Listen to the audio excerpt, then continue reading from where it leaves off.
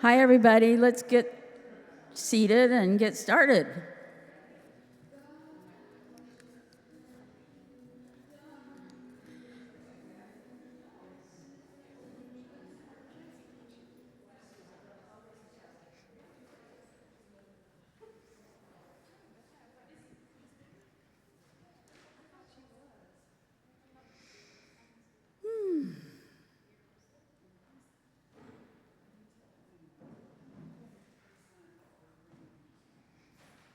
Don't be afraid of the front pews.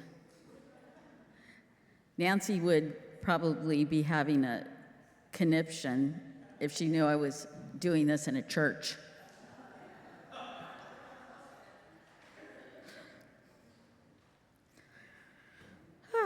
So, welcome.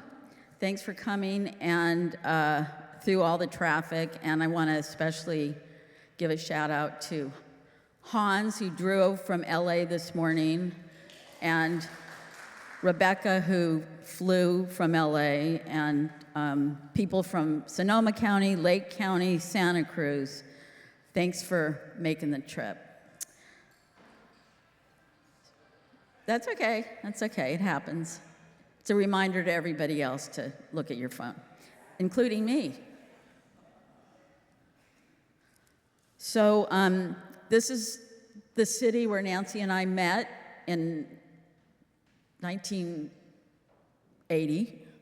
And we were both members of OPEIU Local 3, and we met supporting the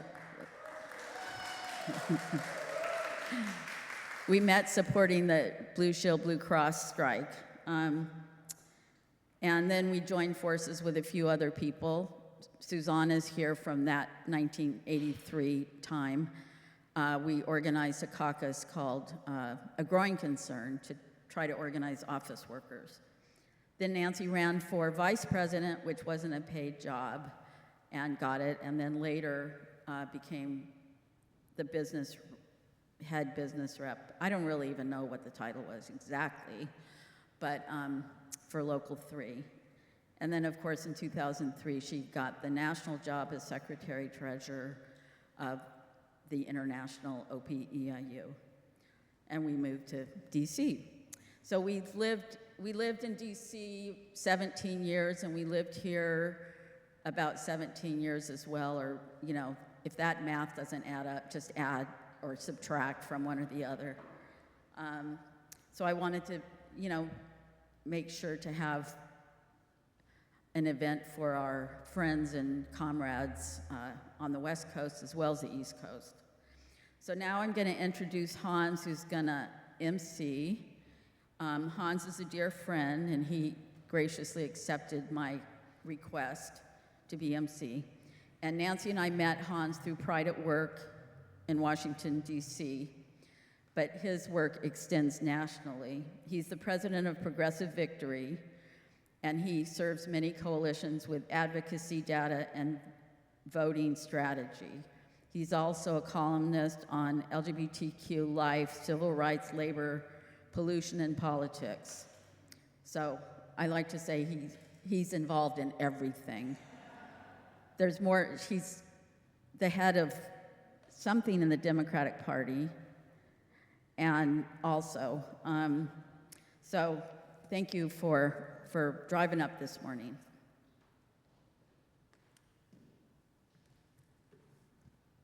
Thank you, Denice. And while we may be here today at a memorial service, I just want to say, give it up for Denice Lombard, please. Can we give it up?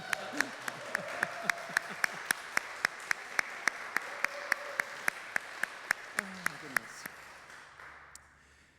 Denice, I had to ask in coming in, even today, just blowing in from the Southland, I said, Denice, you've put this together so meticulously, with so much care. This is the second memorial service, building on one that she did so capably in Washington, D.C. just last month. And I said, Denice, do you have any director's notes here on today? Expecting that she might have some details that she needed to impart. And she says, no, just enjoy yourself and be yourself. So thank you, Denice, and thank you all for being here today. Thank you for being part of a celebration of Nancy's life, her incredible service to labor, which I like to call a labor of love, and her many interwoven strands of advocacy, community service, and movement building. I'm especially proud to be here today because one of the things that is most important about my takeaway and my work with Nancy was the encouragement to apply the lessons of LGBT advocacy in the labor movement and to apply the lessons of the labor movement in LGBT advocacy and fighting for women's rights. And another takeaway, another enduring lesson of Nancy's work was to find the joy as a dividend in everything that you do. Because like the organizers' mantra that people may not remember what is preached or what is spoken or what is discussed at a meeting, people will always remember how they felt being there and coming together and having that gathering to join forces with others. So I think today, in the spirit of Nancy Wohlforth and her many injunctions to me and to the rest of us, I just wanted to share a few words about how Nancy affected my work and to help introduce some of the other voices that will be shared here today. One of the things that is meaningful coming back to San Francisco for me is this is where was born one of the very policy pushes that has defined the last 10 years plus of my life, which is the fight to eliminate throwaway plastic bags here in California and in the United States. Here in San Francisco was born the first ordinance against throwaway plastic bags, and I got into that fight in 2011 and 2012 as we were embarking on the fight to pass our statewide plastic bag ban. And as we gather here today, I want to say a special thanks to our senior U.S. Senator who carried that first legislation for us in the state Senate, Alex Padilla, who has been maligned, tackled, handcuffed, and since yesterday, like many trans Americans, misnamed by someone in authority as a means of trying to make him feel small, but I think stands taller than just about any other Californian and American right now, our senior U.S. Senator Alex Padilla. But that fight to get the statewide plastic bag ban passed was not an easy one. And any of you who have been involved in environmental justice advocacy know that it takes real tenacity, and it sometimes takes belling the cat of people who are like bad bosses standing up against you, but doing their part to help organize your own coalition through their repression, through their arrogance, and through their bad behavior and rule breaking. And in California, we had to do some very stern advocacy that, for all the San Franciscans here, you'll know, ended up unmasking Leland Yee as a racketeer and as someone who was guilty of attempted murder and soliciting violence against political rivals. He was part of the racket that was trying to enable plastic polluters and to make all of us pay for their blight and waste that's imposed on Californians and that we have to pay at great expense to clean up year after year after year. But one of the ways in which Nancy was an encouragement to me was to not be a purist in terms of keeping only in the House of Labor, only in the LGBT movement organizations that Nancy was part of with me. I was honored to give her recognition with the National Gay and Lesbian Task Force, as it was called at the time, in 2010 as a national honoree. And it was an encouragement to take those lessons and apply them elsewhere. And nowhere, no movement now, as we all embrace the challenge of helping to reduce the destruction of our climate, make our cities, our communities, our nation, our planet more livable, nowhere is more needful of that work than environmental justice advocacy here in our country. And it's one that Nancy was very much appreciative of, because there's another story I want to tell about Nancy and Denice and their incredible encouragement, mentorship, stewardship of young leaders, leadership in their own right, but also the encouragement to rest and to find sanctuary in time away from the fray and in nature. And that was just 21 years ago at their beautiful home called Reverie up in the Russian River Valley in the wake of the Lawrence v. Texas Supreme Court victory in 2003, which did away with sodomy laws across the country, something that Nancy and Denice had been fighting for many years, and many of us were in some ways stalked by the enforcement of sodomy laws in our cities, in our states, and even in federal prosecutions. But also in the amidst the Iraq War of 2003, 2004. And it was right in the aftermath of those horrendous disclosures of the Abu Ghraib prison photographs that I think held up a mirror to all Americans and our values about what it was we really stood for and what we were allowing to be fought in our names thousands of miles away, and the lives that were being destroyed really in the wood chipper of that misguided and illegal conflict in Iraq. And I said to Nancy, I'm coming to California and I really need to get away for a week. Is there anything that you would advise? And she said, well, you know what? You should come stay at our place up in the Russian River Valley. And I did, and we did, and it was an unforgettable getaway that I think was the first time that I'd ever spent a week without clothing on in my entire life.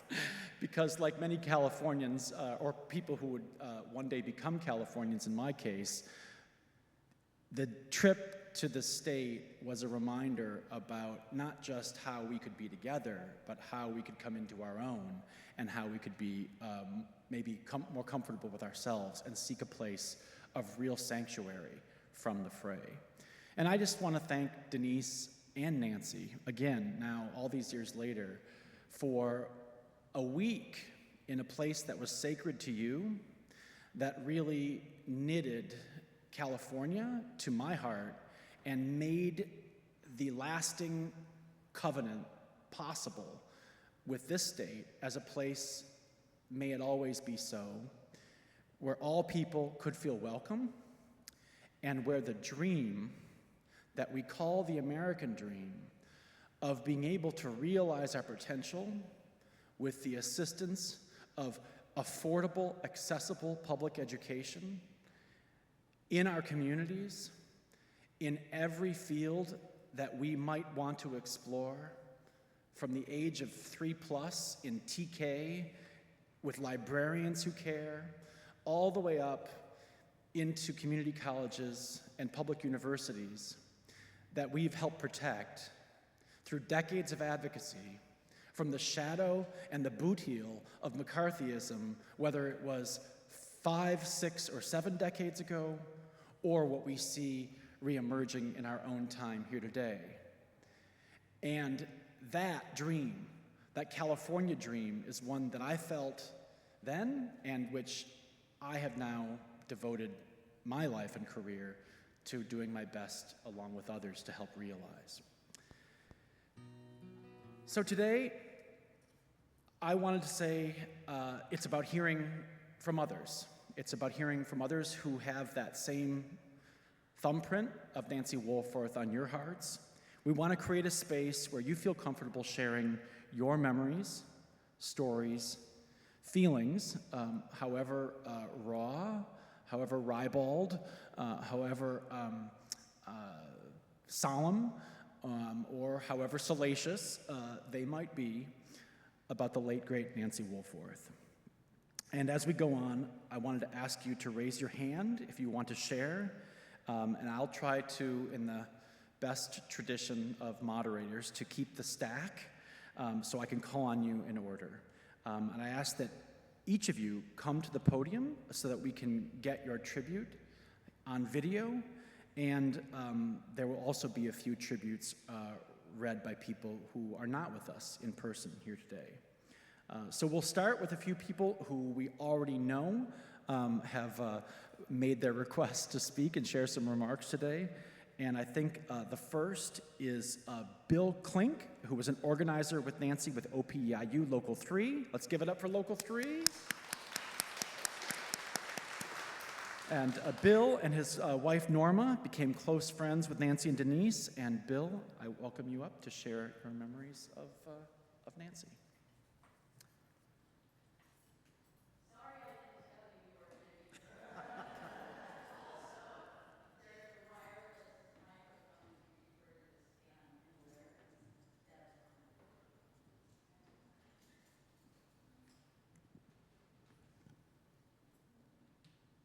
So I appreciate Denice being as short as I am. The microphone's already set up for me here. I got 2 steps, as long as they don't fall off, and it works pretty well. You know, I first met Nancy in 1991 when I was hired at United Way of the Bay Area, and there were about 150 employees that were members of the union.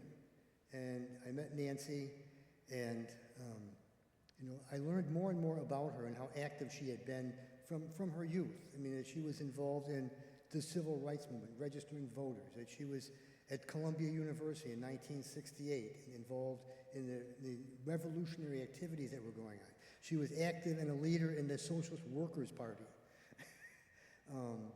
She was active in the anti-war movement, and she moved through history, and as part of history. She was active in one of the founders of the union's Labor Against the War, which is the war. That could be almost any war, and it was the Iraq War. But she built those things, and the more I learned about her, the closer I got to her, the more affectionate and respectful I felt of her.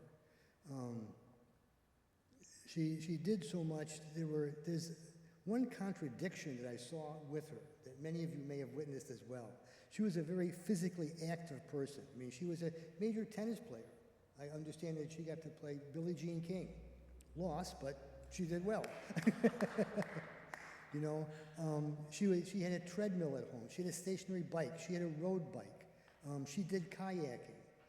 All of these things. And yet she had more illnesses than anyone I ever knew who didn't get classified as being disabled. I mean, she had major dental issues. She had abdominal issues. She had bone issues. There was always something coming up. Connie Ford and I ran for office and were elected at the same time to be union reps with Nancy. And we were elated at that chance, that opportunity. The first day we come in would happen to be my birthday, June 1st. And we find Nancy curled up on the floor in front of the door. And we think, oh my God, what did we get into here? And Nancy went through all these kinds of egregious physical problems, but nothing stopped her, nothing held her back. She would be on the picket line, she would be kayaking. One time she had this, Denice will remember, this brace on her torso. Yeah, and I don't know how she would do it, but she would kayak. You know, so she was very instrumental in my education. She was very intent on educating the union members, helping us develop. Connie and I benefited immensely from that, to become better union reps, to become labor union leaders within Local 3, and I can't forget that. And if Nancy were here today, she'd be out there at the Tesla dealership on Van Ness, leading the whole group of people in opposition to Elon Musk. So thank you.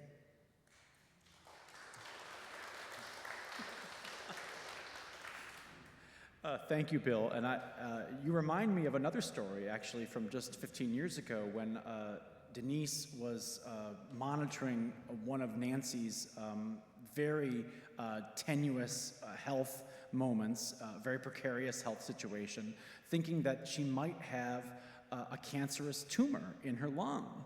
And I remember spending a very anxious week checking in, and then I got this notice from Denice that, good news, it's only pneumonia.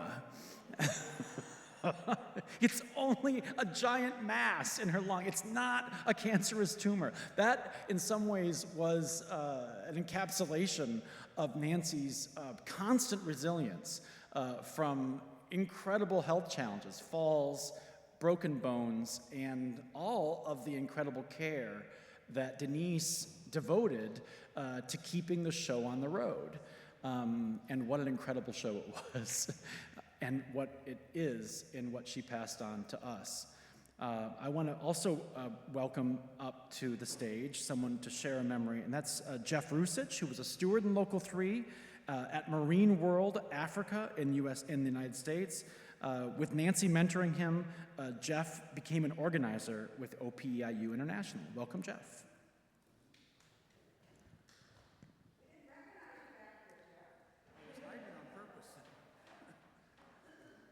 Hello, everyone. I'm just going to be brief.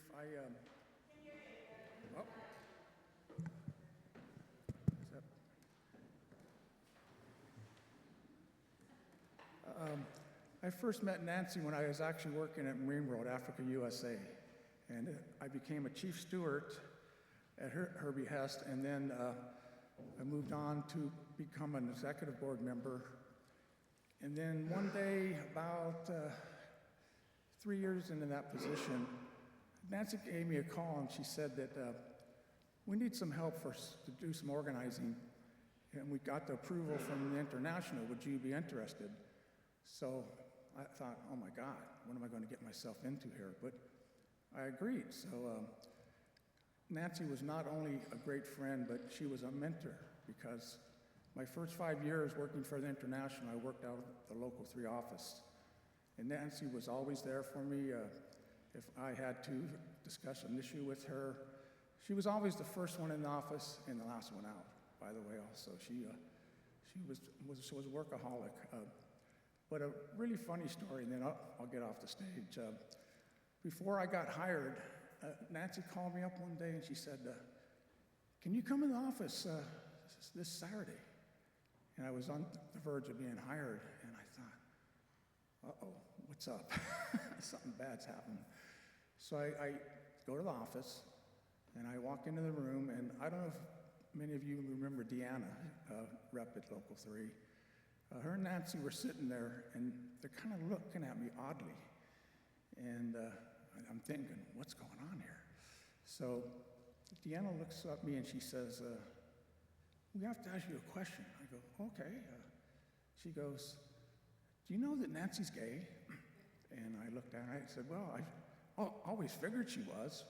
And she said, do you have a problem with that? And I said, why should I? And then all of a sudden, Nancy just started laughing, that infectious laugh of hers. So again, I owe my career to her. She was always there for me and such a mentor, and I miss her. Thank you.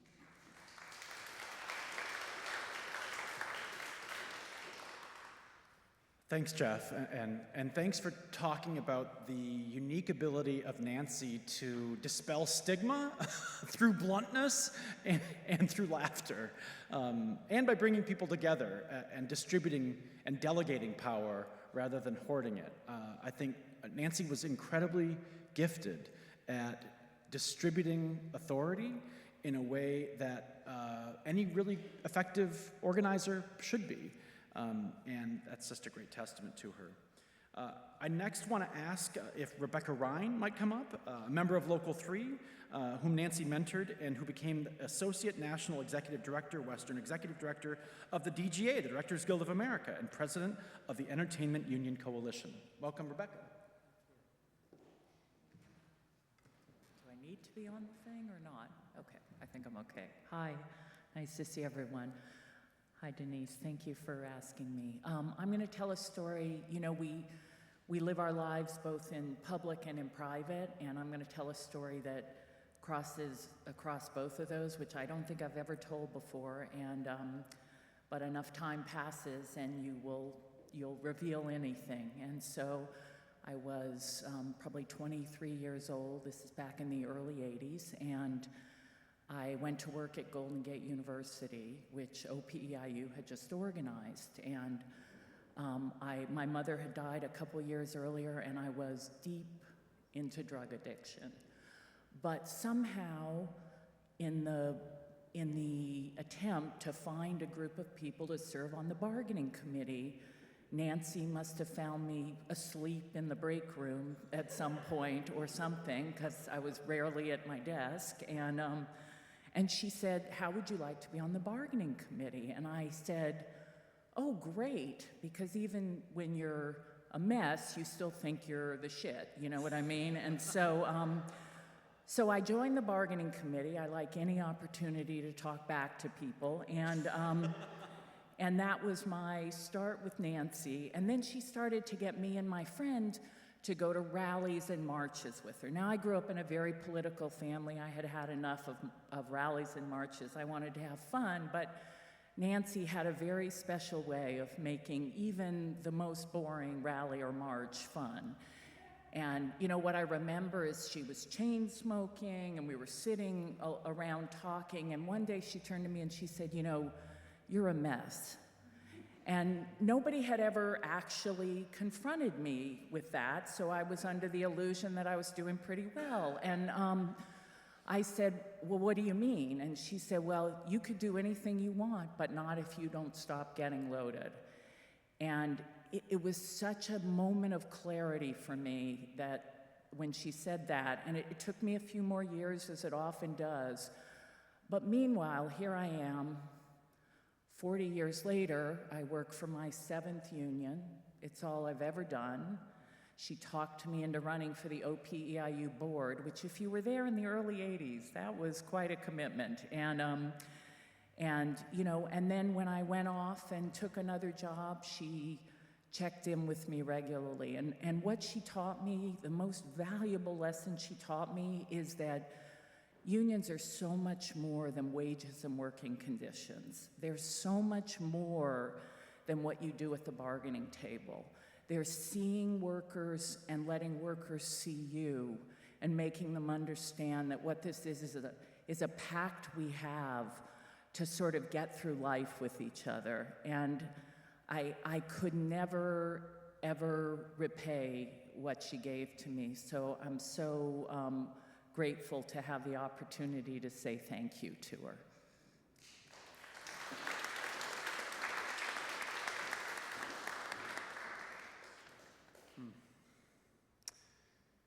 Thank you, Rebecca.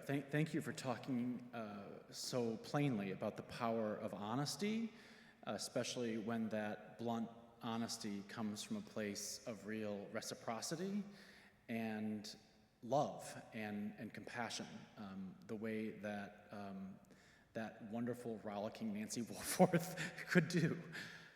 Thank you. Now I want to ask if Connie Ford is here, who would like to come up, I think, and read a tribute from Alan Benjamin. Welcome, Connie. Good to see you. For the first time face-to-face after all those phone calls. Right, exactly. I don't do anything, right? I just... Afternoon, brothers and sisters. It's really nice to be here. I live about 2 blocks and just got back from a wonderful camping trip with my family about an hour and a half ago, so I'm trying to look good, and at least I washed my hair, huh? All right, so Alan Benjamin and I and Nancy were really, really tight friends, and Alan knew Nancy way back in the days of high school, so he wrote this really delightful little tribute, and Denice asked me to read it to you, and I will. Then I have a few words myself. So, this is from Alan. I met Nancy in the 1980s when she was Secretary-Treasurer of OPEIU Local 3. and I was an activist with the labor-endorsed Mobilization for Peace, Jobs, and Justice, fighting against the U.S. intervention in South America. Nancy urged me to join Local 3, and she arranged for me to get a job as an interpreter and translator working on the international campaign to defend 189 conventions of Geneva-based International Labor Organization. I think Alan's being modest there. He could speak at least 10 languages fluently, and everywhere he went around the world, he talked union and politics with Nancy at his side. In 1996, Nancy, Eddie Rosario, who was on the San Francisco Labor Council executive board member at the time, and I reached out to Walter Johnson, then the Secretary-Treasurer of the Labor Council, and Jack Henning, then the past president of the California Labor Federation, with a proposal to organize an international conference in San Francisco to push for the repeal of the recently adopted North America Free Trade Agreement, NAFTA, together in this, so they all agreed. Skipped a paragraph. Nancy played a pivotal role in bringing everyone together. The Western Hemisphere Conference against NAFTA and free trade took place in October 1997 under the banner proposed by Brother Henning, Building Global Unionism to Fight Global Capitalism. The conference was held with 226 participants from 21 countries. Its deliberations were disseminated widely. The conference was co-chaired by Nancy. Given the success of the Western Hemisphere Conference, a follow-up gathering of more than twice as many delegates from 56 countries met at the Open World Conference Against Free Trade and Labor Rights. Nancy also co-chaired that one. The story is largely unknown by the labor movement, and yet these two conferences energized the struggle for international labor solidarity and the independence of the labor movement on the shop floor and the political arena. A proud moment for the San Francisco Labor Council, one of many, took place in 2005 at the National Convention of the AFL-CIO in Chicago, where Nancy and SFLC Secretary-Treasurer Tim Paulson rose and nominated support for a resolution submitted by the Labor Council calling for an end to the U.S. war in Iraq. This resolution, the first in history, in opposition to the ongoing war, was crafted with the help of Jean Bruskin, co-chair of the U.S. Labor Against the War, of which Nancy was a founding member. The resolution was adopted overwhelmingly. Throughout these many decades, I got to travel widely with Nancy. We traveled to labor conferences in Switzerland, Spain, France, Germany, etc. Nancy was a true internationalist. Over the years, I got to know and appreciate Denice Lombard, Nancy's partner and wife, for more than 43 years.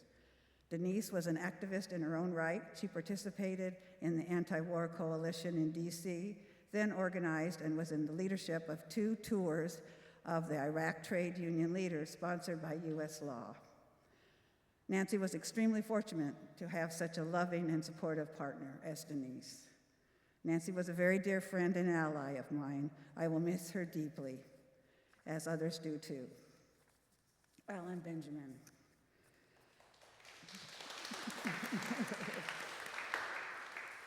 So I just also wanted to share, I was one of those people after Bill and I became reps way back in 1990s.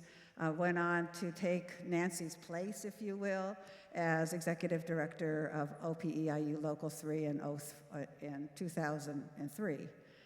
And I did that for 10 years, and then I passed it on to somebody else who's in this room, Natalie Naylor, and she's there now, not necessarily. And then Local 3 merged with Local 29, and we have the leaders sitting right here together. And now we're one big happy family. So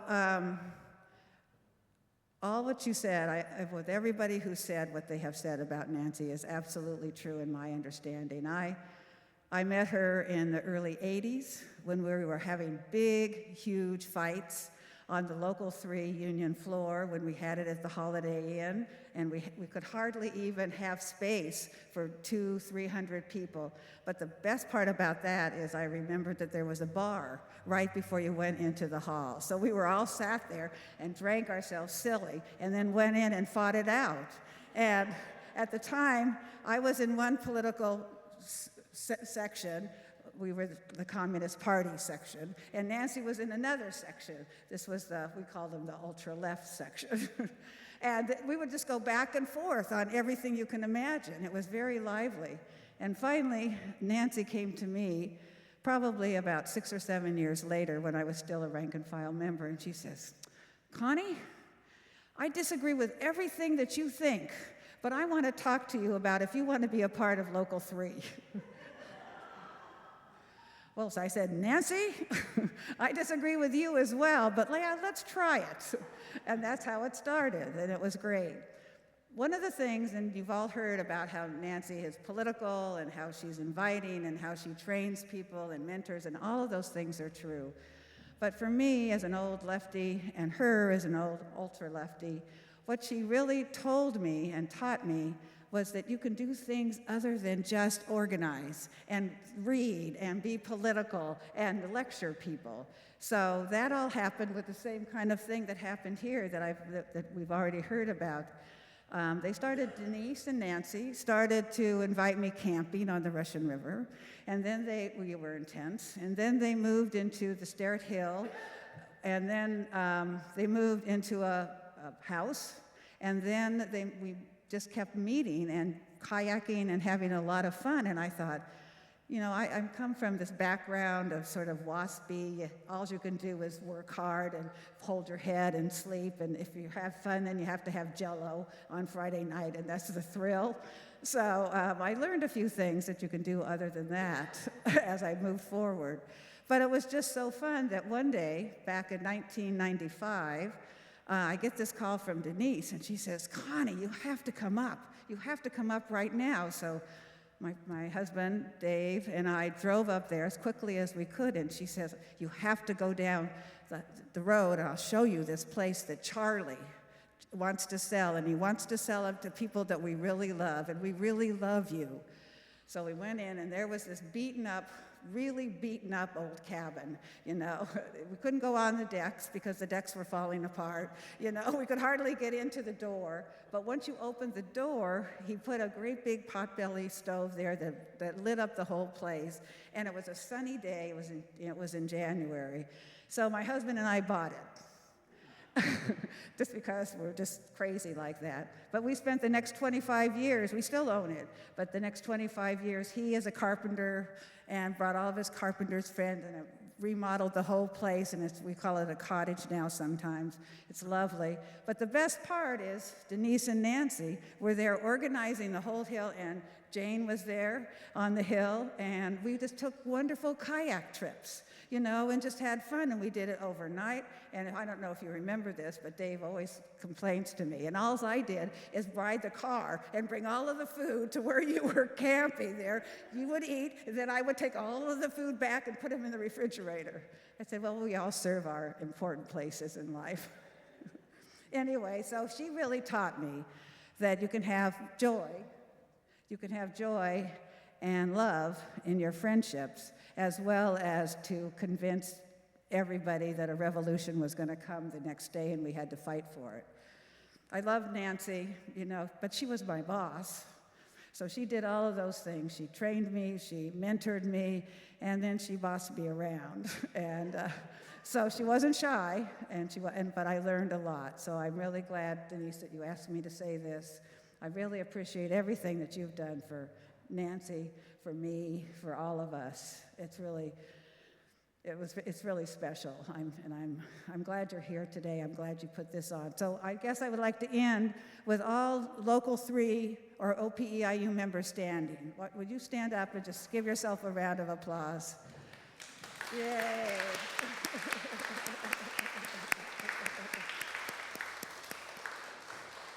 Thank you very much.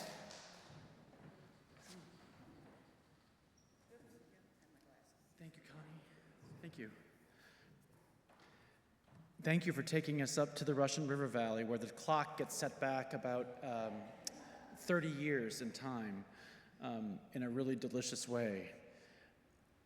I also just want to thank one more time our hosts here at the Unitarian Church in San Francisco for this incredible welcome to this beautiful and storied sanctuary. Thank you to our hosts.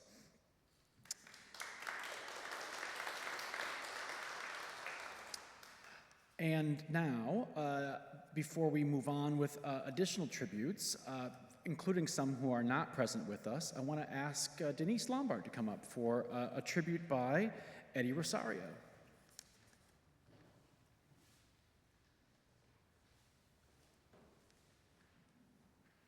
Hello. Okay. Hi. So I just wanted to thank you, Connie, for reading that about Alan. That Alan wrote. He gave those remarks at the DC event as well. And he and his wife moved to New York City. They were like rooted in San Francisco, but both of their sons and grandchildren live in the area of New York City. So Eddie, Rosario, Nancy, Connie, and Alan were like a team in a lot of ways. And Eddie wrote this beautiful tribute, and since he lived in San Francisco many years and was part of all that, I wanted to share it. He lives now in New York, and he wasn't at the DC event either. So I first got to know Nancy Wohlforth when we first met at the San Francisco Labor Council. We both were delegates. She represented Local 3, and I represented GCIU Web Press / Pre-Press Workers Union, 4N. We later both served on the executive board of the Labor Council. We also worked together on building, as Jack Henning of the California Labor Federation of the AFL-CIO called it, Building Global Unionism. Next, he describes what Connie read about the conferences, so I'm going to skip that part. There were other international conferences, tribunals, and summits we worked and supported, such as the Berlin Conference Against Deregulation, International Tribunal Against Child Labor and Forced Labor that was held in Mexico City, and the Battle of Seattle, just to name a few. And then she went on to become the International Secretary Treasurer of OPEIU, co-founder of Pride at Work, and executive board member of the California Labor Federation. We who were friends of Nancy were so proud of her, so happy for her with all she accomplished. Regardless of the positions she held, no matter wherever she went, Nancy was always the person we knew her to be. She was without trepidation and one of the kindest people I ever had the pleasure of knowing. She took the time to speak with you. She took the time to make sure you understood the struggle at hand and what was needed. She loved the members she had the privilege to represent, and she loved the labor movement. She understood what was happening on a community level and connected it to the bigger picture of what was happening. She connected with workers locally and would convey to workers here in the U.S. how their experiences were the same experiences for workers around the globe. The message she had for her members and the U.S. labor movement was the same message she gave workers of other countries. She always knew the fights and struggles at home were the same fights and struggles of the global labor movement. Hence, as stated in Struggles Everywhere, our fight is your fight, and solidarity forever. This specific time period for the San Francisco Labor Council was unique and powerful, and empowered many beyond what many said could be done. That is because of unique and empowering labor leaders like Nancy Wohlforth, who helped create a space for all workers, all trade unionists, to have a place and a part to play in the struggles of the labor movement. There aren't enough leaders in this labor movement with the perspective of building solidarity that goes beyond the limits of one's local, regional, or national unions like Nancy Wohlforth had. She shall be missed forever, and she shall never be forgotten. She is forever loved by those of us who knew her best.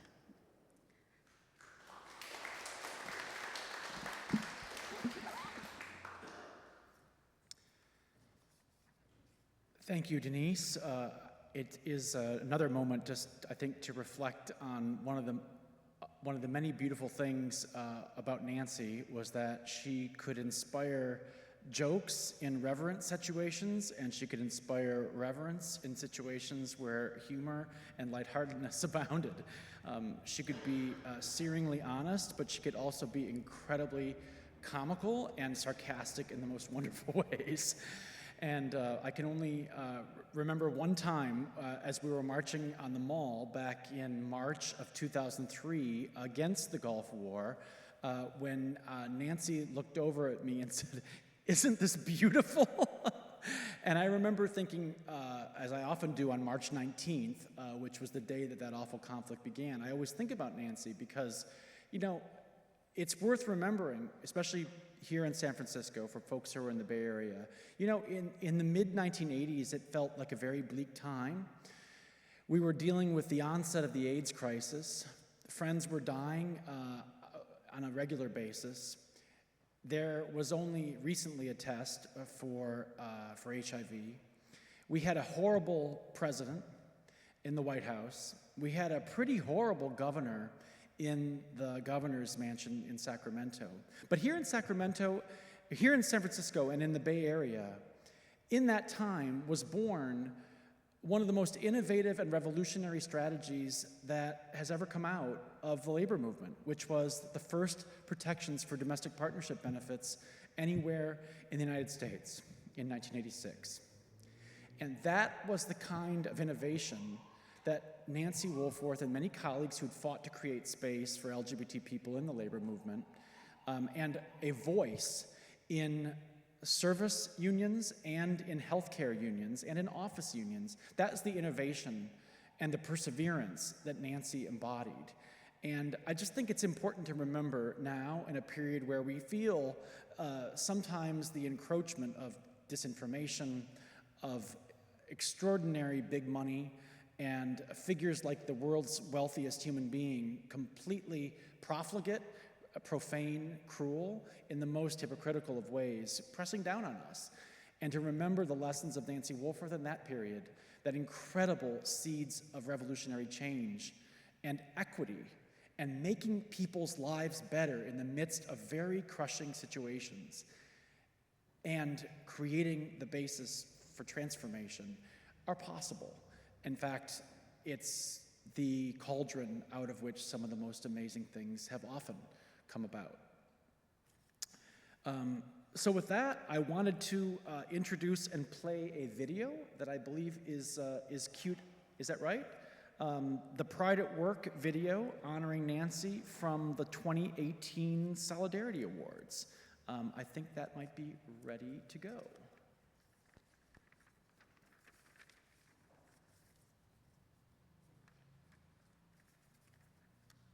Oh my God, woo! When I came into the labor movement, to be a lesbian was like, oh my God, woo! You had to really hide like that, But I'm not a good hider, so I came out. Nancy Wohlforth has spent her entire career in the labor movement, advocating for equality for lesbian, gay, bisexual, transgender, and queer workers. We gotta be who we are. We gotta be who we are about our politics out front. We can't be afraid, and we can't start from the least common demand and think we're gonna achieve anything. We have to start with the highest demand and without fear. Nancy was elected Vice President of the Office of Professional Employees International Union, Local 3, in 1983, and negotiated sexual orientation non-discrimination clauses into all of Local 3's collective bargaining agreements, which now also include gender identity and expression. Many of our community might not even be out on the job, and to organize and step forward and try and organize a union makes them doubly vulnerable. In 1980, she was a founding member of the Lesbian and Gay Labor Alliance, which in 1997 was granted official status as a constituency group of the AFL-CIO called Pride at Work. People who are LBGT don't have 3 heads and 6 feet, and we're not pedophiles, nor are we kleptomaniacs, as Strom Thurmond once told us. We as a nation must unite around the civil rights and social and economic justice for all of our citizens, all of them. In 2001, Nancy made history when she was elected to the position of International Secretary-Treasurer of OPAIU. She was the first openly gay international officer in any union.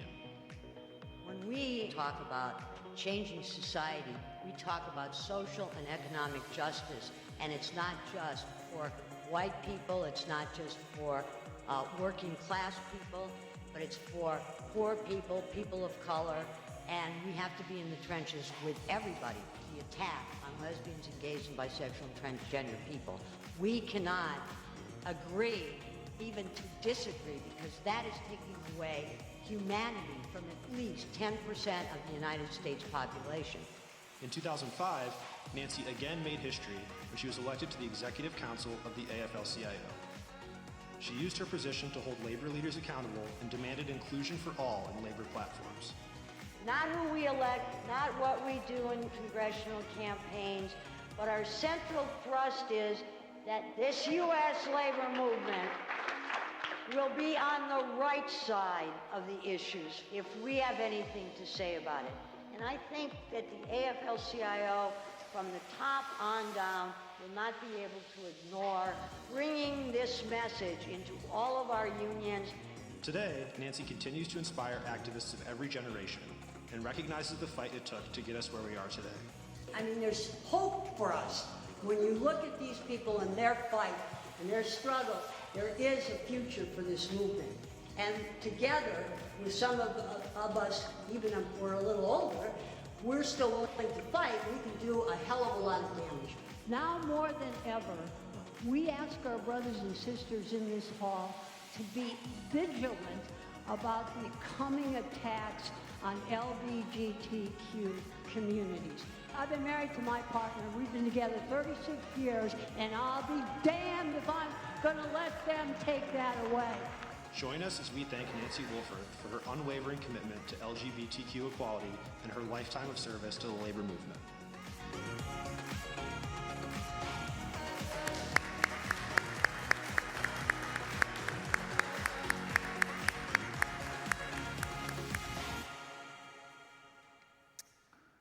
Oh, so great to hear her voice. So great to see her in Bibo.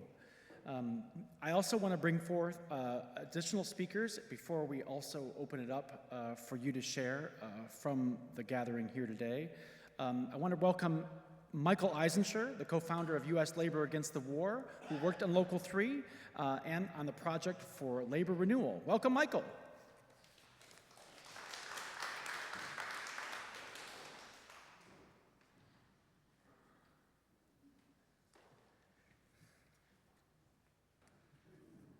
Great to see you here. Brothers and sisters, I worked with Nancy in two major projects. The Project for Labor Renewal with Mike Miller was an effort to build bottom-up unionism. And U.S. Labor Against the War, where Nancy was one of 5 national officers. And before I came over here, I reread an article that Mike and I wrote about our project for labor renewal, and it brought some things up, and I just wanted to share a couple things with you. Because one of the things I want to say that I don't think we've heard yet today is Nancy really believed in democracy, little d democracy. And that applied to the union as well. And so she was one of 2 officers, 2 union leaders, who agreed to work in this project, which was designed to empower members. In most unions, we have what's practiced now, we call business unionism, or the service model union. The union leader does things for people. You elect them, they work for you. What we were working to do is to reverse that, to make them work with the members and have the members own the work of the union. And Nancy was courageous enough and understood enough that she was prepared to work with us in her own union on this project.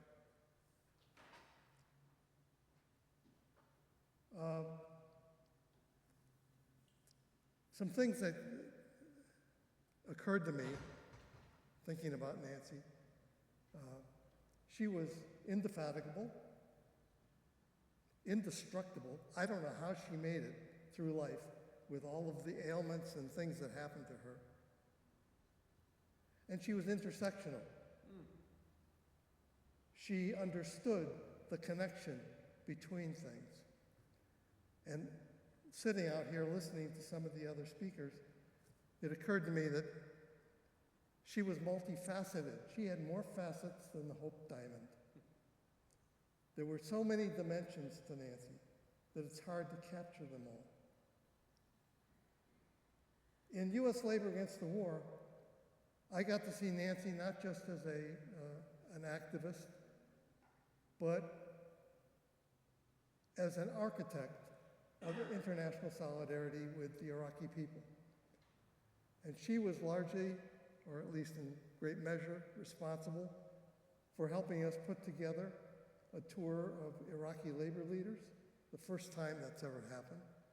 In fact, there were 2 tours, and a tour of union leaders from the U.S. going to Iraq. She understood in her bones what international solidarity was all about.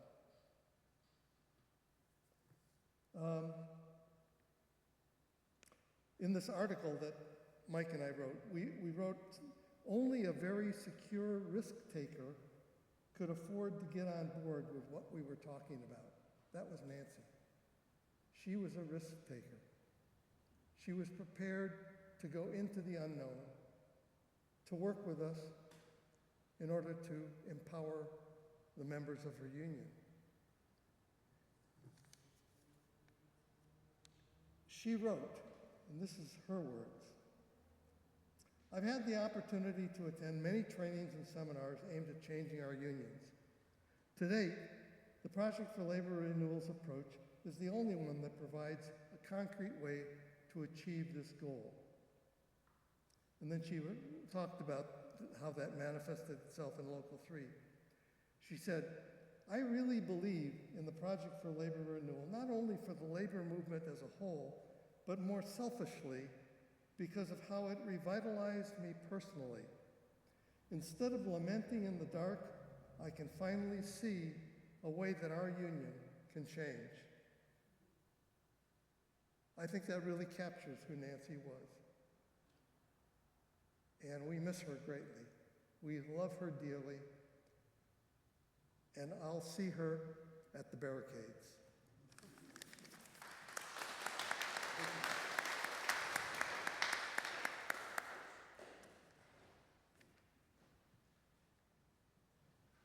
Are there any others who would like to share a tribute, who might have been inspired or maybe even scared into coughing up memories of Nancy here today? Anyone else who would like to come up and share? Come on up.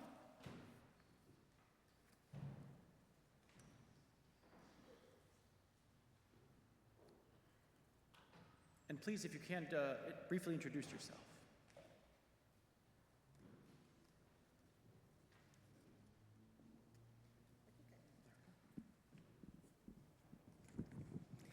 I'm Susanna Atwood.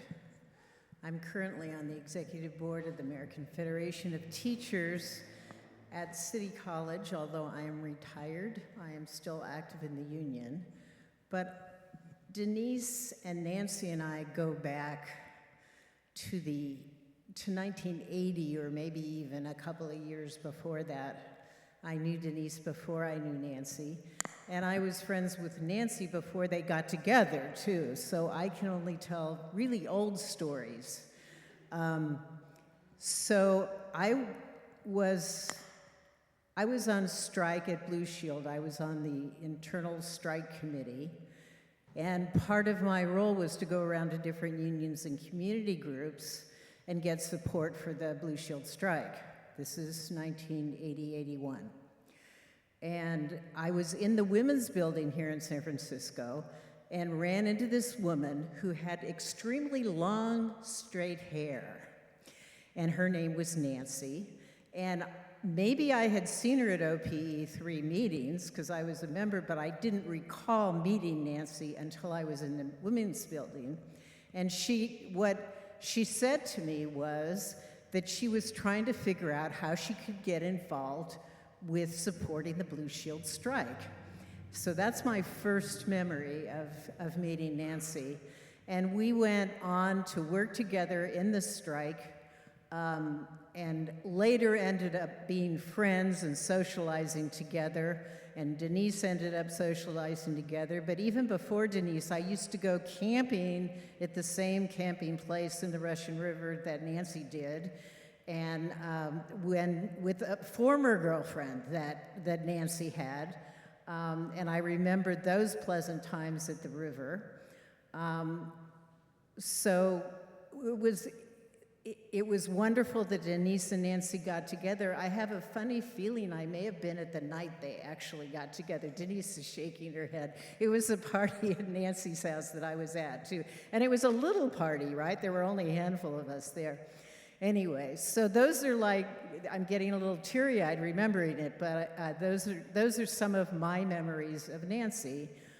We went on, as people have heard from other folks here, to form this caucus, which we were trying to take over the union because we thought that it wasn't doing enough to organize office workers. That was the basic thing, and there's even a flyer from that caucus in the back there for people to look at. It was called A Growing Concern, and Denice made that name up because it had to do with growing the union. At any rate, so we worked, and Nancy worked together on that. A little aside was, we really wanted to win the presidency of the union, and we did not. We won several e-board seats, but we did win the vice presidency, which was Nancy. And part of that was because Nancy spanned the difference between the people that worked at Blue Shield and the people that worked in the union offices, the trades and the trusts, both. And it was her ability to span both of those, I think, that really helped her get elected. And her history then of getting more and more important union positions after that kind of got started off of that original organizing effort that we made. And Connie Ford mentioned earlier about the fights from one side and the other. I was on the side that Connie called the ultra-left, and Nancy was on our side. And now Connie and I hug each other every time we see each other, because we're talking about 1980, right? And it's like, and we're old ladies now.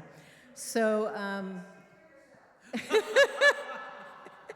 so at any rate, I didn't get to see much of Denice, and although I would visit them while they were still here in San Francisco up at the river a lot, because I still went camping a lot, and the different cabins that they went through up there, visited them. But I didn't get to see them much after they went to DC. But I do remember on a trip to DC, I had lunch with Nancy when she was the Secretary-Treasurer of Office and Professional Employees. And we had a wonderful lunch, having memories about what we had done years before. And then I am really grateful that 3 years ago I heard that Nancy was really sick. And so, sorry. So I got in my old clunker car. Don't know how it made it from here down to Ventura, but it did, and back. And I spent the weekend in Ventura with Nancy and Denice, and it was really a nice way to reminisce about things that we had done when we were young, and also to spend time with them, because there was some level on which I knew that Nancy was iller than she had been before, although, as people mentioned, Nancy had many illnesses that I wouldn't get to see her again. So I just want to end with that I'm really proud and inspired by Nancy's ability just never to give up and never to be afraid to say anything. And so I want to end with power to the people.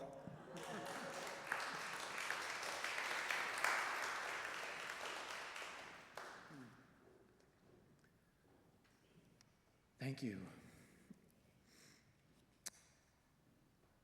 Is there anyone else who'd like to share a story or a testimonial? Come on up.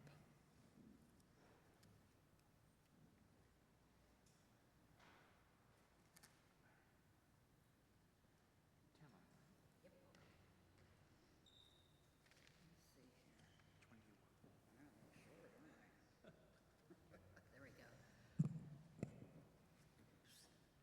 Phone break my neck. There we go. Okay, hi, I'm Tamara Rubin. I am the retired president business manager of OPIU Local 29, and I currently serve as the international vice president. And I met Nancy in the 90s when I went to go work for OPIU. And in the video, it reminded me, because when we would chat, as two lesbians would chat from here and there, she would tell me about the struggle she had and the way she was treated and disrespected. Not only when she went to conventions, but when she was across the table with some, if you're in the labor movement, the good old boys. But her stamina and her leadership and her determination to make sure that every single worker was represented and got a good contract, it never failed, even though up at the odds that she was against from time to time. And as I worked with her, she was 12 miles away from her office, and I was 12 miles across the bay. She was one of the first labor leaders that was able to get contract language in union contracts that protected gay workers, and continued to do that. And she was the first lesbian that was on the California Labor Federation. And that seat was not open, but that door was pushed open to make sure that she got that seat. And the same with the AFL-CIO. There was no seat for gay people in there, and there was a lot of bigotry and discrimination. And she was able to get that door opened and get that seat. And as the unfortunate event that occurred with the Secretary-Treasurer having an accident and opened the door for her to become the International Secretary-Treasurer of OPIU. And that was the first woman lesbian that got to sit in that seat. And if we look historically back over the 30 years, I don't know how many years it's been, there were so many doors that were opened for lesbians, and the terms changed over the years, but as somebody said, I'm an old lady too. It's phenomenal what she was able to push through and get through and work and mentor workers that had really severe discrimination against other workers, and was able to build that and have them learn how it was okay to be with everybody, no matter who they were or where they came from or who they loved.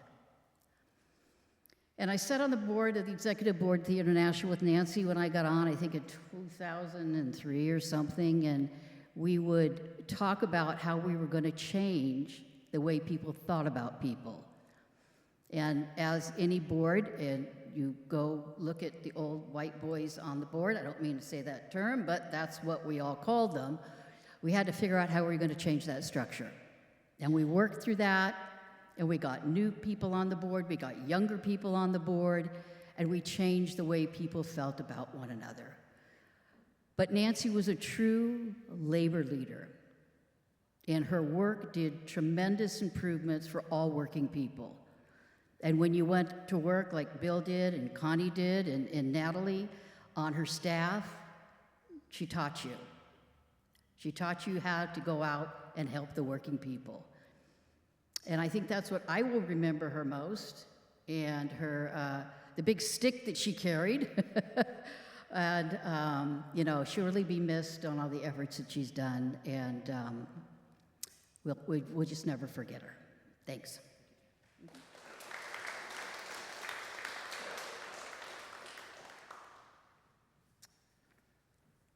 Is there anyone else who'd like to come on up? Come on up.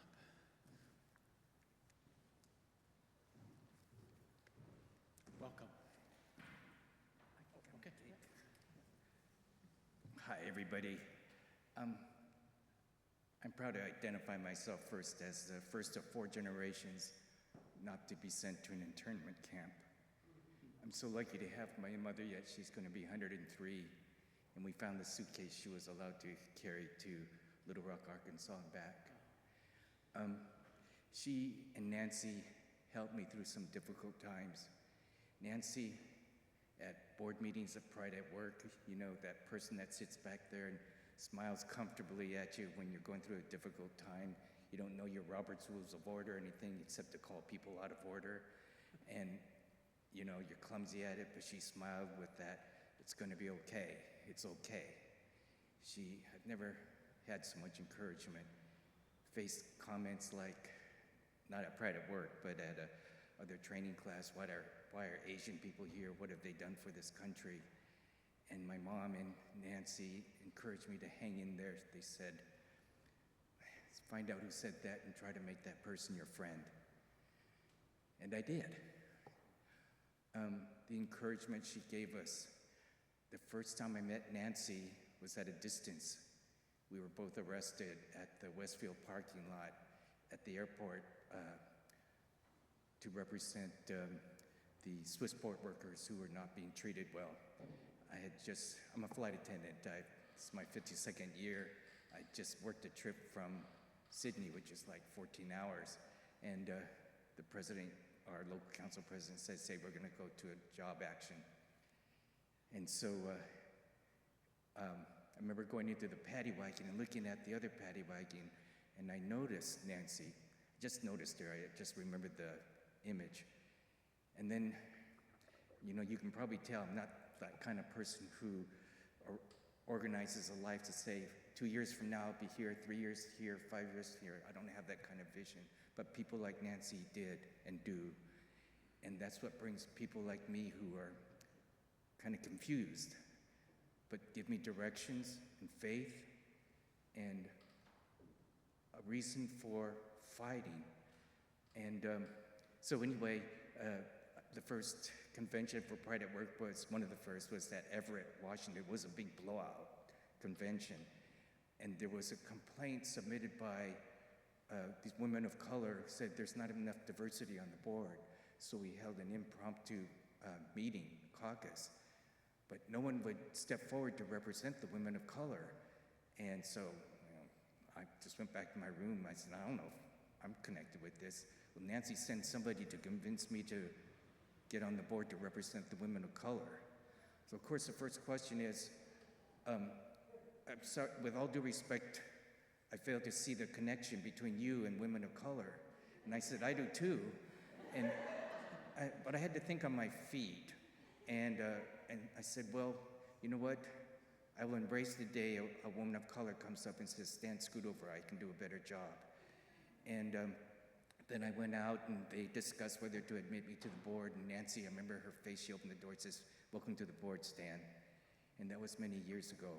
Well, my way of approaching is unacademic. I went to the Castro on 18th and wait for black lesbian women to show up and follow them into bars to try to get a sense of the culture there. That was a stupid idea. And so,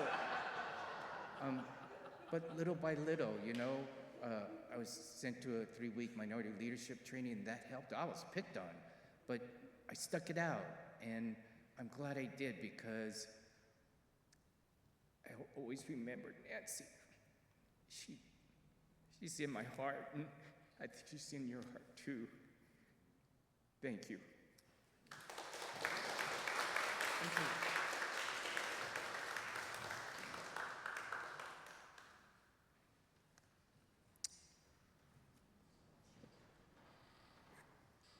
Come on up. Come on up. Welcome. Here or here? Thank you. Good afternoon, everybody. And it's so good to see everybody. I first, let's put it this way. Let me start this way.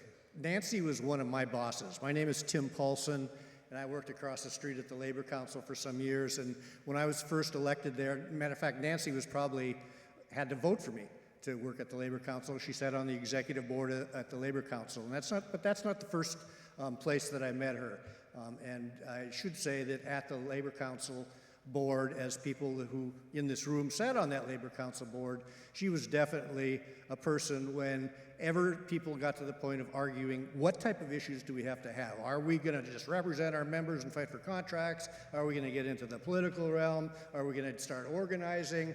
I'll tell you for sure that I think we all know that Nancy was definitely on the side of civil rights and anti-war and political stuff, and everything that everybody said, that did flesh itself out at the Labor Council during the course that she was there before she took off. I happened to sit, and just a couple of quick things. I sat, when I was at the Labor Council, on a board. It was a national board. Art Pulaski, who I see here in the audience, and there's a few of us in California that sat on an advisory committee of labor councils and state federations, and we went back east all the time. And I'm going to tell you, one of the times that we would go back there, and it was usually in what used to be called, before they tore it up, Black Lives Way Plaza, or whatever it's called, that they just dug up apparently the other day.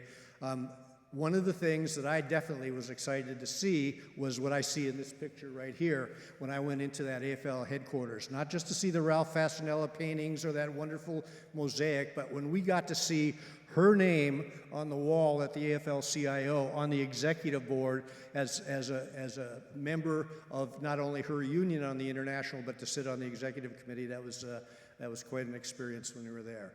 But I'm going to go right back to the beginning. I first heard about Nancy when I was one of the guys. I come from the trades, even though I stood up because I'm a card-carrying member of OPIU Local 3 and other unions that I've been in. I'm a longtime card carrier. I'm a journeyman in the Bricklayers and Tile Layers Union. And when I was first elected a million years ago as a young business agent for Tile Layers Local 19 in a little hall that we had down in Millbrae, I was in there. And I think on the first week that I was in the job, I was in there, and the business manager said, hey, I got to go in and deal with some bargaining, and I didn't know what he was talking about. But he came out, and it was like, boy, that woman is sure tough.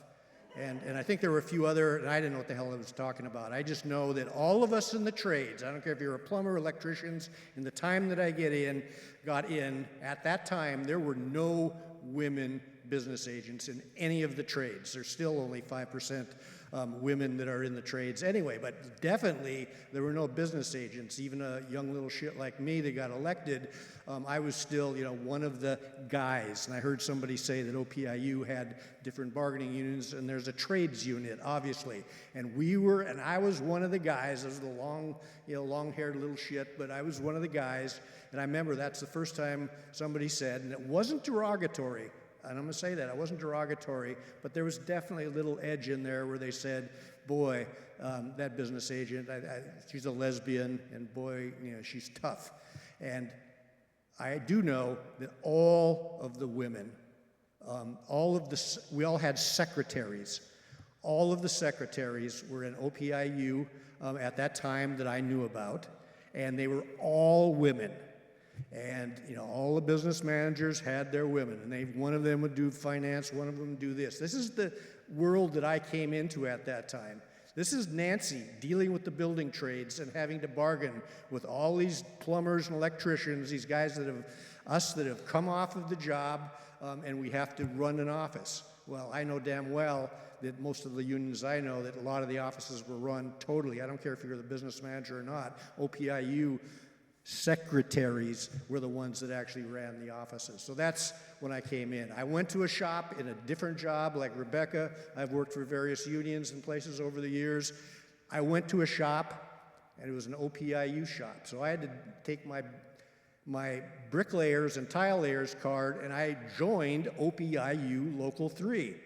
And guess who came in to show me what the hell was going on?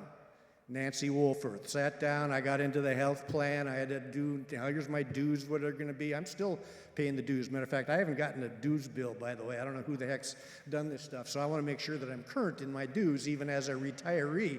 But that being said, it was Nancy that came in and told me about the goofy little, not very good pension that I had, no fault of hers, or OPIU's, but she was the person that came in. So I've known throughout the many years that I've worked for the labor movement, Nancy Wohlforth, in all kinds of things, as the fighter, as the person who represented the members, as the person who did the contract, and then then also made us so proud because she became the first woman, the first lesbian person, the first gay person to sit on the AFL-CIO executive committee and to represent OPIU in the International Union. So anyway, what a great career, and she's been a fabric of my life, ever since I was in the labor movement, practically full-time. So Denice, thanks for inviting me, and really good to see everybody out here. Nancy Wohlforth, yes, thank you.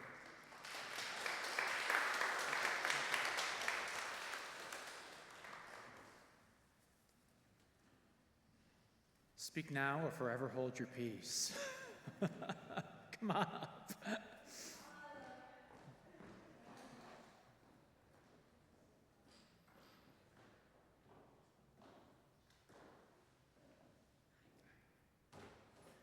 I'm Loretta Ramirez, and I don't have any prepared remarks or anything. I just have so many thoughts of my good friend, Nancy. I first met Nancy when she was running for vice president. I was trades and trust, so there's a lot there. But she came out and, campaigning and the rest. I didn't vote for her. I was on the other side. But after she got elected, she came around just to meet people, talk to us and the rest. And we became friends. We've been friends for over 40 years. She was more than a friend to me. She was a sister. She and Denice they're part of our family. And I remember so many different things about her. I know with the Trades and Trusts, many have talked about, and Tim just mentioned, the boys. And they did not refer to us as the women. We were the girls. And Nancy she was scared of those guys. They were big, burly, macho. She said they had the WW2 mentality. It wasn't derogatory, it was just the way it was. But she stood up to them. And I remember one of them, he was something. He was really, really something. But we have been in negotiations and the rest, and she was a tough negotiator. When she went in there, she was strong. She didn't kowtow to any of them. And she brought her bargaining committee along with them. The change in the women in the Trades and Trust, once they had experiences with Nancy, they weren't the girls anymore. They stood up. And I remember this one guy, he was operating engineer, so it's a huge local, and they were as macho as you could get. And they had just had their own election, and they overthrew the old regime and everything, and then they came, and they literally, and it isn't derogatory, but they literally hopped off pieces of equipment, cranes, bulldozers, whatever, came in, and now they're going to run a business. So I remember that they would just, some of them were mean, they had their pride, I guess, and they weren't about to say, I don't know how to do any of this. But this one guy, he said, you know what, I'm brand new to this, so I don't know what I'm doing, can you help? And I remember, I said, well, you know what, I bet you can learn this a lot easier than I could learn to run your equipment, so let's do it. And that same guy was the one that came to me and said, Nancy? I said, yeah, of course I know her. And she says, she's a lesbian, did you know that? I said, yeah. And he said, well, why didn't you tell me? And I said, why would I? And he said, yeah, I really like her. And she did so much for so many. And Rebecca mentioned, her intervention of sorts. And there were several different people through the years where they did have, you know, hard issues. And Nancy, who could be tough, in grievances, you know, if you didn't have a case, she'd let you know and, hey, you know, we'll do our best, but you're not going to win. But in these cases with these people with issues, she could be so kind and so soft and so encouraging, and working with the employee to see that they got the help that they needed. And, you know, you succeed with some and some you don't. But personally, for me, Nancy did an intervention with my sister. My sister was a gutter-level drunk. And Nancy, where we had all tried, we had tried and tried. And Nancy, though, I guess she hit bottom, and Nancy was there, and Nancy convinced her to get treatment. Nancy followed up with her, and 13 years later, she's still sober. So, you know, that's a special person. And I'll miss her forever. She was a dear, dear friend. Thank you.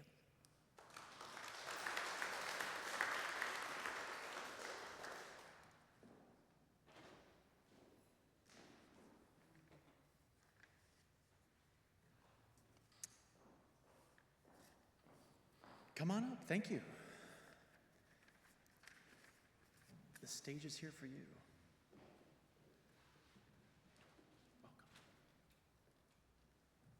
My name is Jane, and I was fortunate enough to have these two weirdos move in next door to me at the Russian River in Monterey. And I don't know how or why, but we became friends really soon. And that's not a usual thing for me. There was just something about both Nancy and Denice that just made it easy. And I guess what I want to say is I learned a lot from Nancy. We both like to read, and we would talk about the books that we read. And she just taught me a lot about history. And I think the most important thing that I got from both Nancy and Denice is just their generosity. How many times they included me in everything. I visited them on Tillman several times. I visited in DC. They took me to the Cabaret in New York, and we saw the play, The Cabaret. It was just, they've done so much for me. And I don't know that I can ever repay that, but they're just true friends, true sisters, and I just owe a lot to both of them. And I really miss Nancy a lot. And I'm so glad I got to see her just a few months ago. That was the last time. And Denice and I have been through so many times where we thought we were going to lose her. So many times that at this time I thought, no, she'll keep going, but she couldn't do it this time. So anyway, thank you, Nancy, for being part of my life.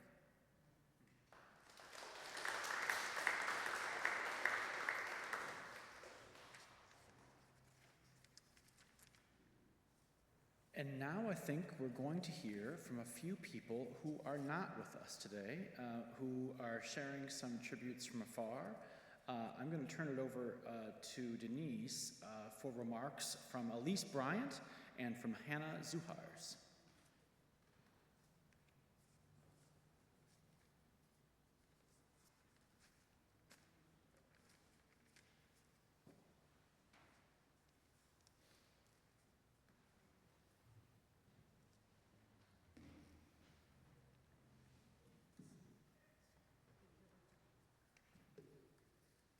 Now I'm really tall. And I like it. So first I'm going to read a short thing. Nancy's assistant in Washington, D.C. was a wonderful woman from Italy that moved here to go to college, and we became friends with her family. And when she had children, she wanted us to be the children's godparents. And so, and this woman spoke in DC, very moving. Anyway, so we said, well, we're atheists, but we'll be their godless mothers. So we always joked how we were their godless mothers, and I still am.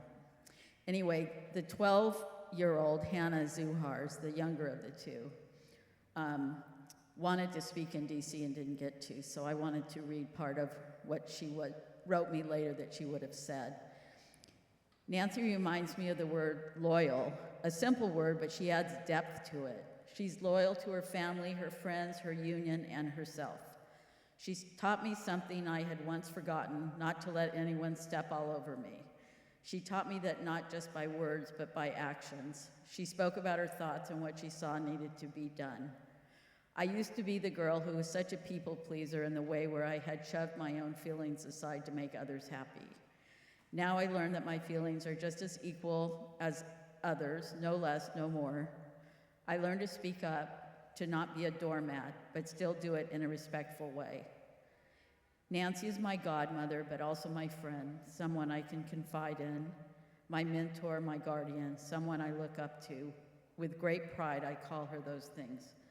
I wish I could have known her longer, but I'm glad I got the chance, and I know I will continue to know her. I love you, Nancy and Denice. Hannah.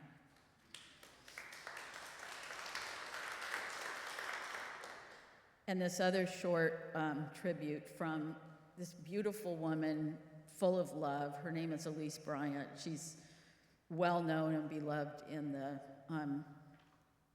Metro DC labor movement and beyond, yeah. And she runs DC Labor Chorus, and they came and sang at the memorial in DC, and she wrote this. I can say on this day that Nancy Wohlforth tried to give her life serving others. I can say on this day that Nancy tried to love a whole bunch of somebodies and succeeded. I can say on this day that Nancy stood up and worked hard for the rights of LGBTQIA siblings to live full, healthy, productive lives with union wages and benefits. As we grieve and mourn the passing of our dear sister, sibling, comrade, co-worker, spouse, and friend, we know that she is at peace and her soul is rested. As the writer said, we need to grieve the ones we've lost, not to sustain our connection to suffering, but to sustain our connection to love. Let's sustain our connection to love with all of Nancy's family, by blood and by union, in this time of bereavement. Let us reach out to Denice, her life partner, not only at sad times, but in the good times as well. The best way to honor Nancy's spirit is to live life like it's golden, like Nancy did, and fight like hell for the living. And now, we skipped the slideshow. So anyway, I'm going to ask Grace if she can put up the slideshow on the screen. It's a 4-minute slideshow.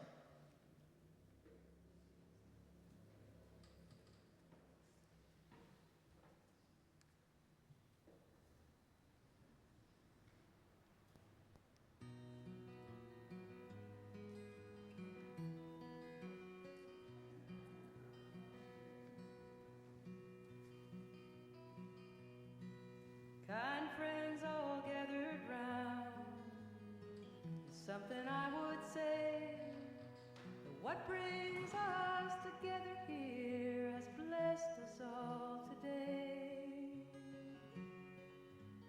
Love has made a circle that holds us all inside, where strangers are as family, loneliness can't hide. You must give yourself to love, if love is what you're after. Open up your hearts to the tears and laughter, and give yourself to love. Give yourself to love.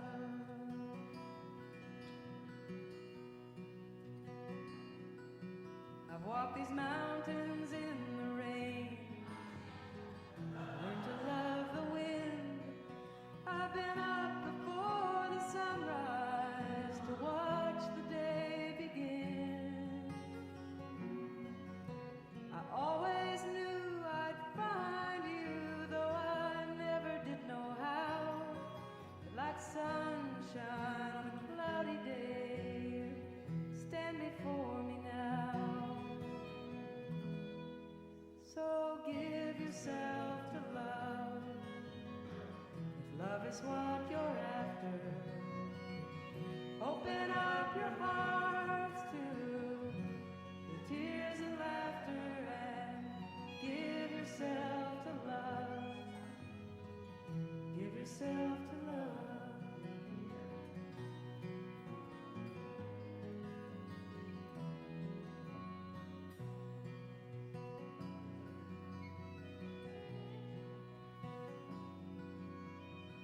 Love is born in fire. It's planted like a seed. Love can't give you everything, but it gives you what you need.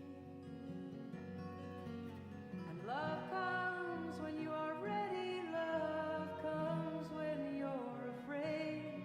It'll be your greatest teacher, the best friend you have made. So give yourself to love.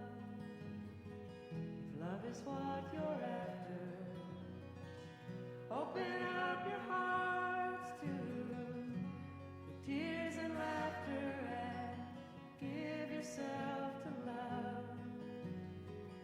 Give yourself to love.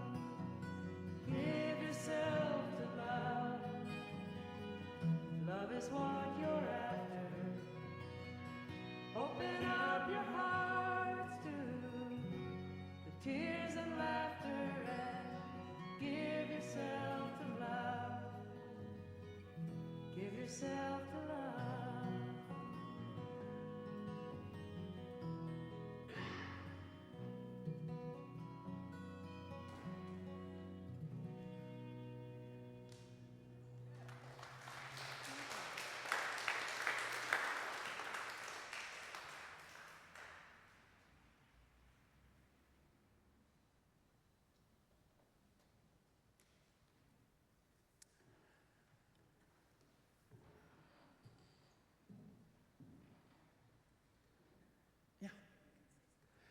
Oh, well, I'll wrap it up now, and I want to thank everyone for the remarks and the candid reflections that they shared.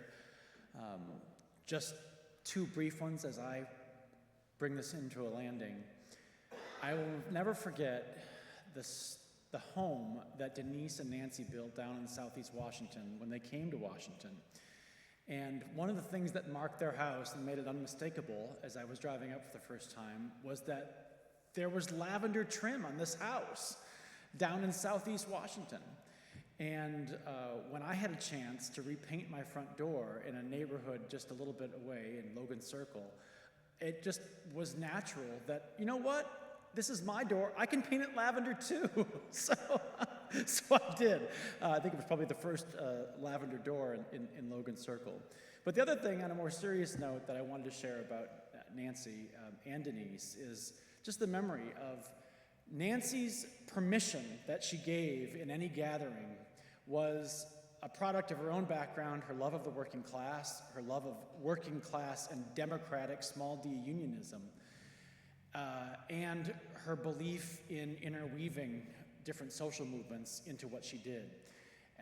I now have the blessing of being the president of the largest Democratic club in California that we've built from scratch over the last 12 years on the east side of Los Angeles. And I think Nancy is always with me because I think, like many of us, there are people who sit on our shoulders who remind us about what it means to build an organization or an institution that people feel welcomed in and where people feel like things truly get done for them and by them. And one of the questions that I always ask is, would Nancy Wohlforth feel comfortable in this organization? Would Nancy Wohlforth be proud enough to call this home? Would she feel welcome? And, you know, if there's anything that I want to leave us with today, and having taken in and being humbled by, watching each of you tell stories, I just want to tell you personally what a gift it is to stand beside you and to watch you tell these stories about someone you love and Nancy Wohlforth. That was a gift you gave me today. But in parting, I just want to keep that charge with all of us, is to keep building organizations where Nancy Wohlforth would feel welcome, where she would feel all of herself present and could contribute, and where she would want to come back and do it again. Thank you.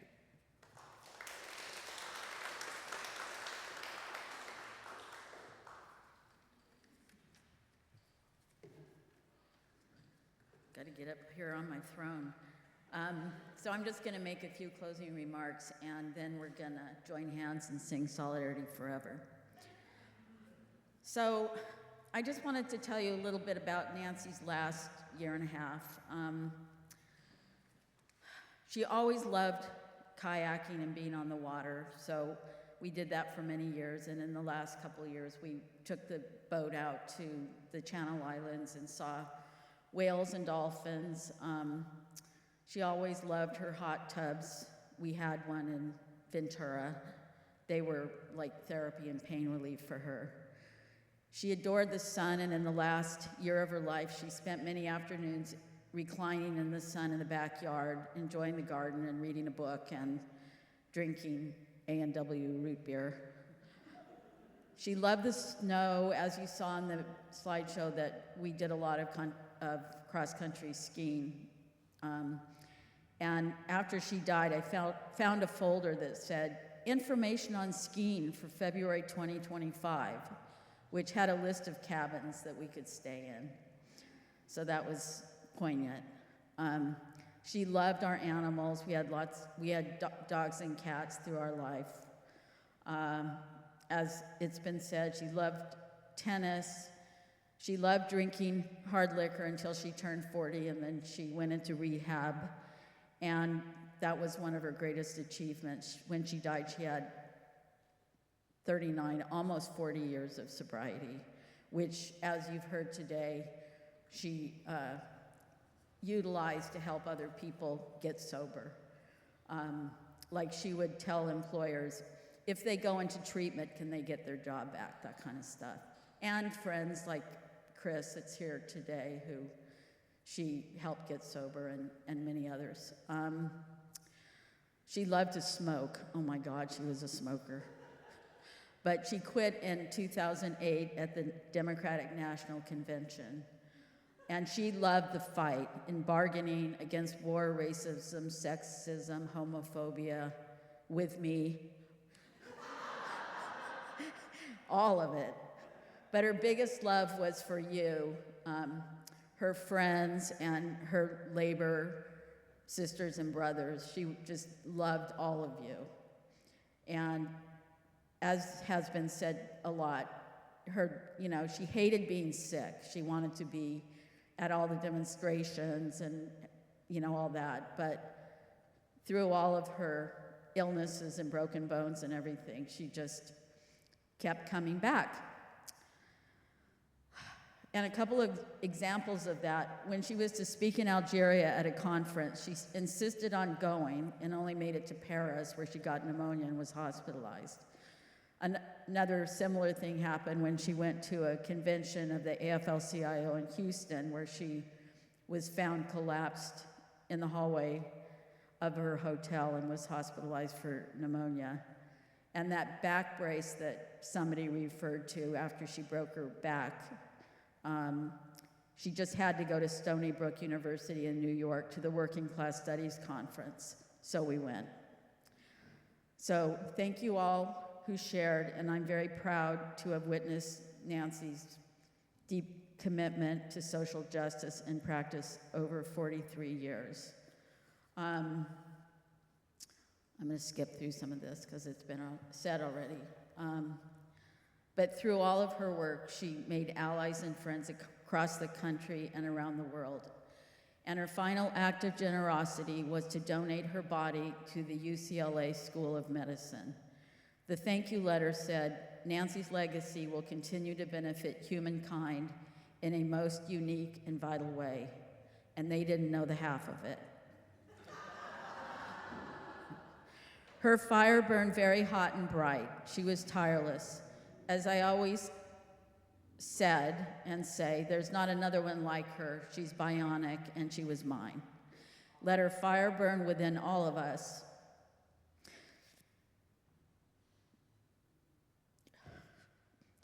As we face the greatest challenges of our times.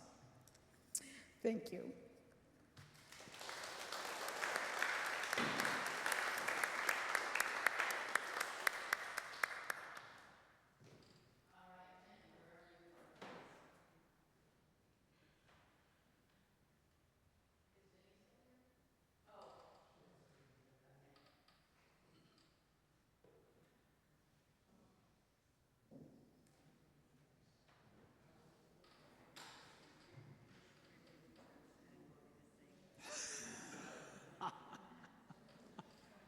I don't need to be mic'd.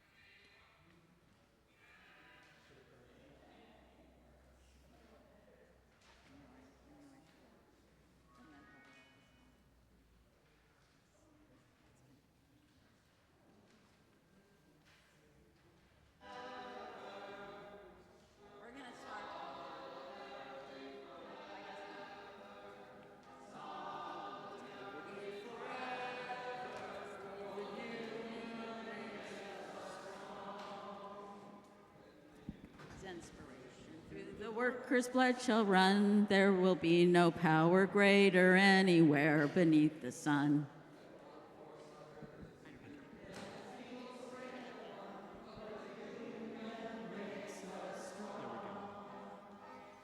Solidarity forever, solidarity forever, solidarity forever, for the union makes us strong. It's we who plowed the prairies, built the cities where they trade, dug the mines and built the workshops, endless miles of railroad laid. Now we stand outcast and starving mid the wonders we have made, but the union makes us strong. Solidarity forever, solidarity forever, solidarity forever, for the union makes us strong. They have taken untold millions they have never toiled to earn, but without our brain and muscle, not a single wheel can turn. We can break their haughty power, gain our freedom when we learn that the union makes us strong. Solidarity forever, solidarity forever, solidarity forever, for the union makes us strong. Last verse. In our hands is placed a power greater than their hoarded gold, greater than the might of atoms magnified 1,000-fold. We can bring a birth, a new world from the ashes of the old, for the union makes us strong. Solidarity forever, solidarity forever, solidarity forever, for the union makes us strong. Thank you all, brave singers.